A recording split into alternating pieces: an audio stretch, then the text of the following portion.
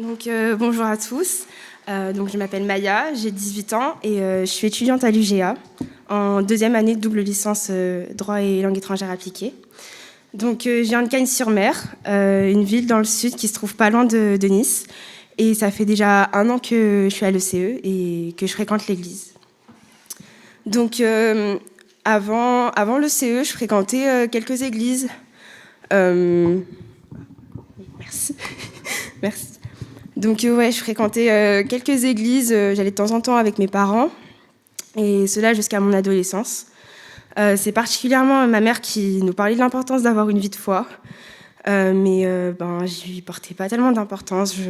En réalité, je comprenais pas ce que ça voulait dire. Je savais qu'il y avait un Dieu, je savais que Jésus existait, et parfois même je le priais, mais en fait, je connaissais pas l'évangile. Je ne savais pas qui était réellement Jésus et ce qu'il avait fait à la croix. Pourtant, quand on me posait des questions, je disais que j'étais chrétienne, mais j'avais aucune relation avec Christ. Et il y a bien un jour où du coup ma vie a changé, où tout a changé. Et c'était l'année dernière, en 2020, durant la période du confinement. Pendant le confinement, j'étais pas mal sur les réseaux sociaux, je traînais un peu dessus, j'avais rien à faire, j'étais sur les réseaux sociaux. Et ma mère, elle me disait de temps en temps de regarder des directs, des lives que faisait La Révolution, c'est des jeunes chrétiens qui parlent de Jésus-Christ. Et je regardais de temps en temps, je prenais goût aux enseignements bibliques qui disaient, je me rappelle, il parlait de Philippiens un jour, et ça m'avait plu du coup, mais ça n'a pas trop duré. Et ensuite, j'ai une date, donc c'était le 9 mai 2020. J'ai une connaissance qui m'avait dit oui Maya, il y a un gars qui fait un live, encore une fois, c'est un chrétien et il y aura pas mal de personnes aussi, d'autres chrétiens qui vont parler, donc regarde-le. Et donc j'y suis allée, c'était un samedi, donc je me suis dit encore une fois, j'avais rien à faire, donc j'ai regardé ça. Et ces personnes-là, elles parlaient de Jésus, elles parlaient de qui il était, de l'évangile en fait.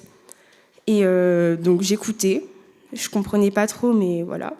Et à un moment donné, il disait, on va prier. Donc, par réflexe, on va dire, vu que j'allais à l'église avant, j'ai fermé les yeux. Et donc j'étais dans ma chambre et là j'ai senti une atmosphère que j'avais sentie nulle part ailleurs et c'était quelque chose que j'aimerais revivre encore une fois, mais je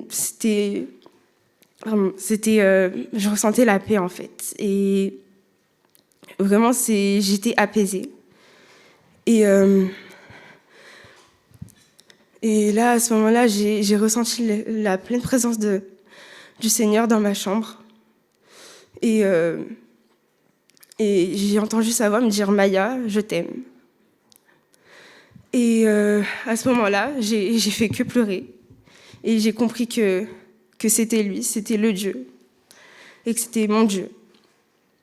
Et à ce moment-là, je me suis rendu compte de qui j'étais, de ma nature. Pécheur, quoi.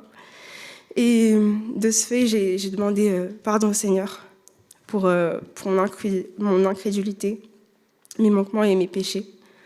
À ce moment-là, c'était assez bizarre pour moi parce que je me suis vue comme si j'étais face à un miroir. Ce miroir, il me reflétait, il me montrait qui j'étais. Il me montrait comment était l'état de mon cœur, de mon âme. Et à ce moment-là, je me suis prise une belle claque. Je pensais avoir une belle vie. À ce moment-là, j'avais un petit copain. J'étais une très bonne élève. Pour moi, j'avais un peu tout pour réussir. Pour moi, je cochais les cases de la réussite. Et au final, non, je me suis rendu compte de qui j'étais face à la grâce de Dieu. Et je me suis rendu compte qu'en fait, mon cœur, il était vide. Et ce vide-là, c'est Jésus qui l'a rempli. Et il m'a rappelé à quel point il m'aimait et comment j'étais précieuse pour lui. Et au point qu'il a donné sa vie pour vous et pour moi. Je crois en la puissance de la mort et de la résurrection de Jésus, qu'il n'y a que lui qui sauve. Son pardon, je le méritais pas. On le mérite pas, mais pourtant, il est allé à la croix. Il y a son sang qui a coulé pour qu'on soit réconcilié avec Dieu. Et je pense que comme beaucoup d'entre nous, enfin, tout dépend, mais quand le Seigneur se révèle à nous, on s'y attend pas. Et je m'y attendais tellement pas. Je savais qu'il avait opéré dans la vie de pas mal de personnes.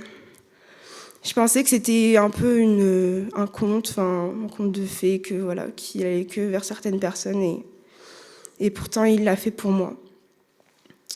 Donc c'est avec reconnaissance et avec fierté, et je vois que je peux dire que je suis enfant de Dieu.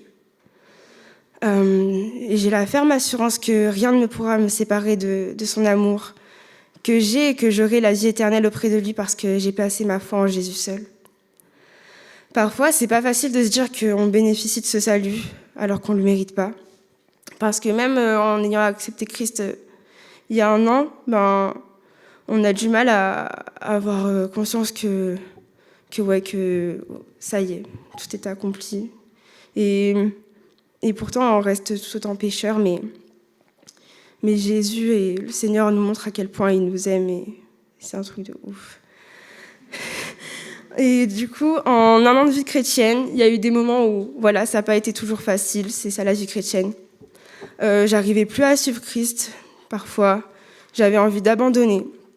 Et cela en partie parce que je me sentais indigne et honteuse de revenir vers lui après avoir péché ou même dans toutes les épreuves que j'ai pu passer. Je pensais qu'il ne voudrait plus de moi. Pourtant, je priais et je sentais plus sa présence, mais voilà. Et pourtant, il ne m'a pas laissé une seule fois, bien même avant que je le connaisse. Il était, il est, il sera jamais la personne la plus fidèle que je connaisse, et c'est vraiment l'une des caractéristiques que j'aime le plus de notre Dieu.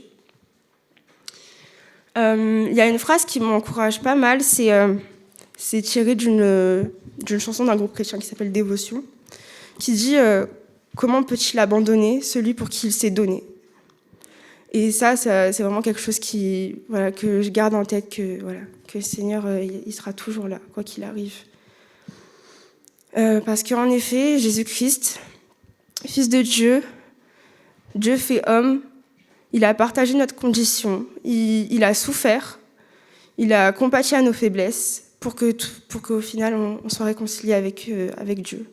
Et ça, c'est qu'une partie de mon témoignage, de ma vie chrétienne. Mais ce que je veux dire, tout ce que je dis là, c'est pour rendre gloire à notre Dieu. Et je veux affirmer que mon Dieu, c'est un Dieu fidèle, un Dieu d'amour et un Dieu de compassion. Je demande à me faire baptiser.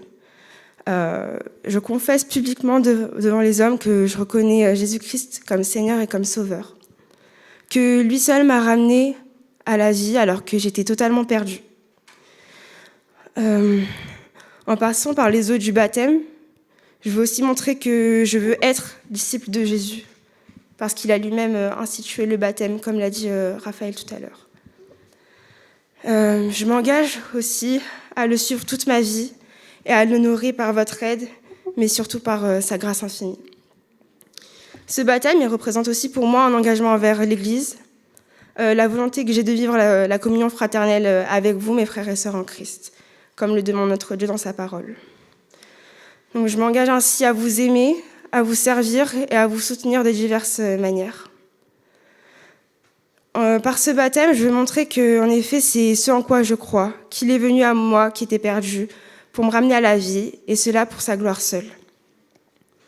Pour conclure ça, je prie pour ceux qui ne connaissent pas encore Christ, que vous puissiez un jour aussi avoir cette expérience avec lui, parce que dans sa parole, il dit, dans l'évangile de Luc, au chapitre 19, verset 10, car le Fils de l'homme est venu chercher et sauver ce qui est perdu. Et je prie pour que ceux qui ne le connaissent pas puissent expérimenter tout ça. Ce sera tout pour moi. Merci.